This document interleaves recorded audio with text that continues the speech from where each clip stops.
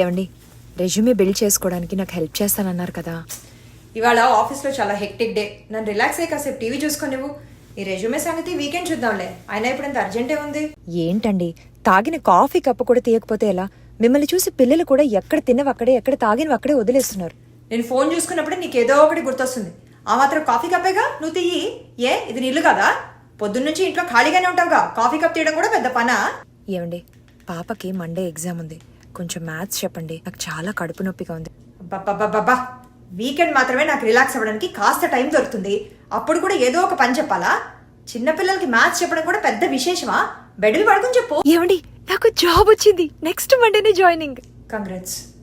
8 years break తర్వాత job కొట్టడం అంటే సామాన్యమైన విషయం కాదు. కంపెనీ చేసిన లే ఆఫ్స్లో ఇవాళ నా జాబ్ పోయింది. ఓ, మీరేం బాధపడకండి. మీకున్న టాలెంట్కి, మీ హార్డ్ వర్క్కి మీకు తొందరలోనే మళ్ళీ మంచి జాబ్ వస్తుంది. థ్యాంక్స్. తొందరగా తినండి, స్కూల్ బస్ వచ్చేస్తుంది, మిస్ అయిపోతారు మళ్ళీ. తిరుగు టర్న్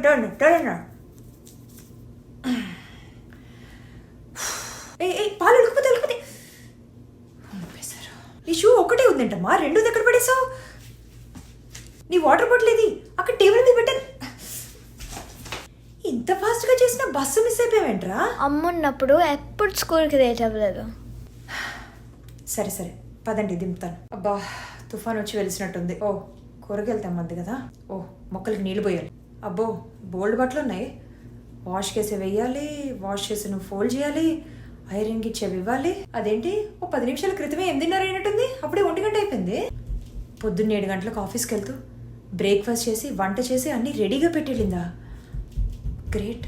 ఇన్ని గిన్నెలు వాడేసానా? ఇవాళేమో పని నుంచి రాదన్నారు. అంటే ఇప్పుడు ఈ గిన్నెలన్నీ నేనే దోమాలా? అమ్మయ్యా, కాస్త రిలాక్స్ అవుదాం. ఆగండి, తెస్తున్నారా? వస్తున్నామా? వస్తున్నా. ఉండండి అమ్మా, వస్తున్నాను. ఇంత పని ఉందేంట్రా బాబు? పొద్దునుండి 5 నిమిషాలు కూడా గ్యాప్ దొరకట్లేదు. ఇలా అయితే నేను పొజిషన్స్కి ఏం అప్లై చేస్తాను, ఇంటర్వ్యూస్ ఏం అటెండ్ అవుతాను, జాబ్ ఏం కొడతాను? ఎవరైనా కాస్త హెల్ప్ చేస్తే బాగుండవు. ఒక్క రోజుకి నాకు ఇలా అనిపిస్తుందంటే అసలు ఇన్నేళ్ల నుంచి ఇంత పని ప్రతిరోజు తను ఎలా చేస్తుంటుంది? ఎలా చేస్తున్నావని నేను అడగలేదు సరికదా.